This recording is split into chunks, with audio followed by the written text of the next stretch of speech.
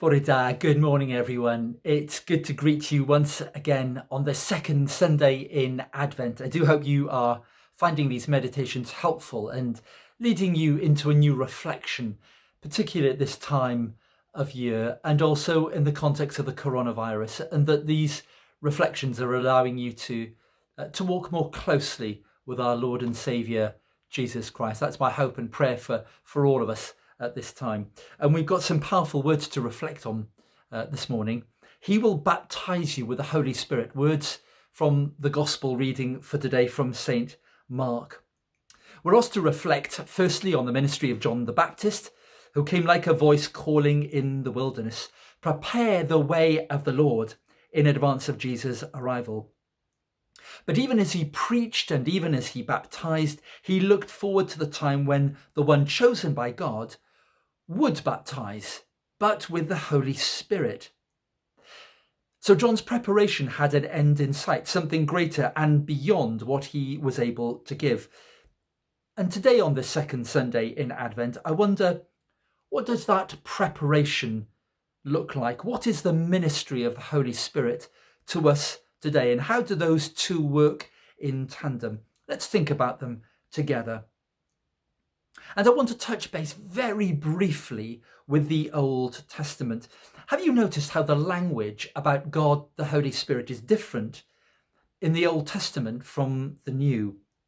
We do hear about small h, small s, the Holy Spirit of God, but there is little to prepare us for the way that God stands centre stage in the Acts of the Apostles. There we read time and time again how the Holy Spirit directs and inspires and enables the young church to bear witness to Jesus, even in difficult times and difficult circumstances. I ni gweld ychydig o hynny yn unig yn yr Hen Testament. Yn yr actau apostolion, i ni'n clywed sut y mae Duw yn dod â'i bobl i perthynas fyw gyda'r Ysbryd Glân. Daeth Gristnogion Ephesus, enghraifft, at y pwynt hwnnw, pan ddaeth yn glir fod yna rhywbeth ar goll yn ei bywydau. So perhaps the first thing that we should say today is this: the Holy Spirit is a gift from God, the gift of God by God. St. Paul would describe our bodies in one of his letters as a temple of the Holy Spirit within which God would dwell. That might sound extraordinary. God dwelling in us. And of course it is. But you see, belonging to God is not firstly about holding to a set of beliefs, although that's important, nor is it about a particular lifestyle, although that's important. It's fundamentally a relationship, and it's one that God, the Holy Spirit, has made possible by giving us new birth, to use the words of Jesus. There's no such thing as second-class Christians, those who have God, the Holy Spirit, and those who don't. Os y'n ni'n perthyn i'r Iesu, dos yna gradd arall o ddisgybl yn uwch na hynny. Mae Duw ar Ysbryd Glân yn byw am mhob Gristion.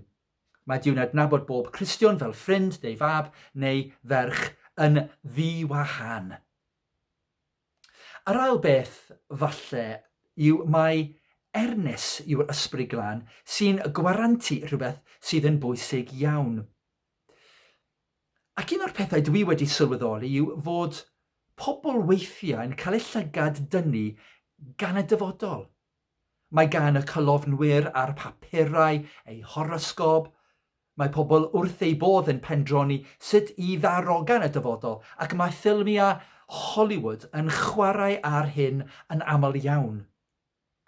But the future vouchsafed to us is much less about the detail, what will happen, than it is God guaranteeing something to us, that one day we will be with him, we will be with Christ, we will see God face to face. That's the promise we read. Nothing can separate us from the love of God, not even death, said St. Paul. One of my favourite hymns, an Easter hymn, so very unseasonal, forgive me, has these words: Death's waters lost their chill when Jesus crossed the river. His love shall reach me still. His mercy is forever. His love shall reach me still, and having reached me, hold me and carry me across Jordan's deep, wide river into the place of promised land and with God forever. That's the thing that God vouchsafes through his Holy Spirit. And the third thing that we might note is that God keeps the flame burning. Isn't it easy for that flame to lose its brightness and to grow cold? Sometimes the bright light of God's love grows dim and we struggle to stay as close as we would like. You know, I think it's quite normal for us to feel like this very often. A very wise Christian has written about what he called the dark night of the soul, as though somehow God withdraws and we find ourselves feeling at sea. I've related to that. But other times I know that I've lost my focus. I know that my prayer life has been weak, has been uninspired, and that I haven't walked as closely with God as I might have done. But the great work of the Holy Spirit is to make progress possible, to enable us to do what we couldn't do alone. And the times when there's been a returning has been the prompting, when God has just been putting his finger and saying, come on, what about you? Isn't it time for you to be back? Mewn y gwirionedd mae gan bawb ohonom galonau ystyfnig gwir. Hawdd a'i drysau gan yr hyn mae un o'n gweddiau byrion yn galw y byd a cnawd ar diafol. Ac mae rhan o'r paratoadau i ni'n gwneud y tymor hwn yn gofyn i gymryd hynny o ddifri, bod yn honest. But what I want to commend to you today is that preparation takes place from within a secure relationship with God, who holds us and keeps us safe, and then molds and transforms our life.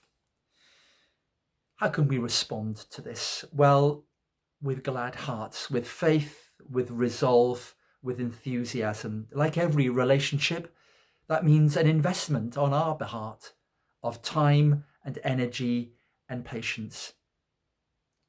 I was enormously heartened. I'm sure you were at the news this week that a vaccine will soon be made available, even if we feel nervous and concerned. But perhaps this Advent, in this season of ongoing waiting for that vaccine, a different kind of waiting. And within that waiting, making ready to greet the Lord. Perhaps this is more demanding and more pressing than ever.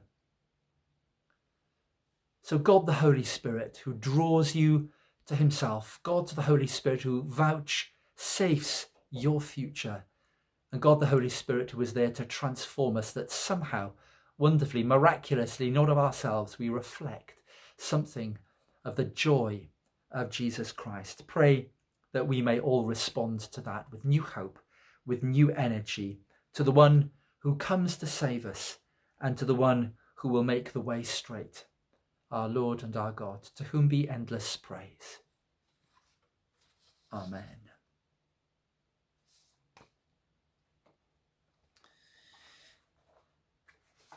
Two prayers in English, which I've found, both of which spoke to me. I hope they do to you. And then one in Welsh and the blessing.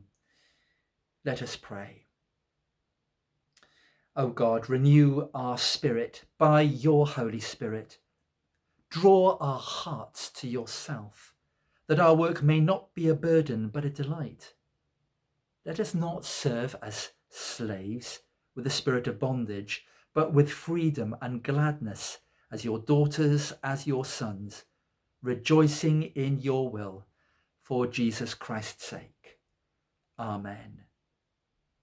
Your Spirit, O God, came to the disciples through Jesus. Bless your disciples today with the same gift from the same Lord, that we may find fullness of life in him and serve him with joy and power all the days of our life, for his truth and mercy's sake. Amen.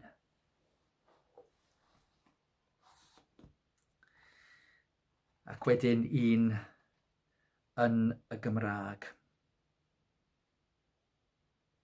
O Dduw, bydded i dan dy ysbryd glân, ddifa ynom, bopeth nad yw wrth dy fodd, a chynnau yn ein calonnau, sel ysol eith wasanaethu, trwy yr un Iesu Grist, ein harglwydd ac ein ior. Amen. A wedyn, i ni'n gofyn am fendith Duw ar ein teuluoedd, ein ffrindiau ac wrth gwrs ni ein hunain. May he who is full of kindness and compassion, who is slow to anger, vast in love, whose works of love are of surpassing measure, keep you in the unity of the Holy Spirit through the bond of peace. A bendith Duw holl alluog y tad y mab a'r ysbryd glân, a fo yn eich plith, ac a drigo gyda chwi yn wastad. Amen.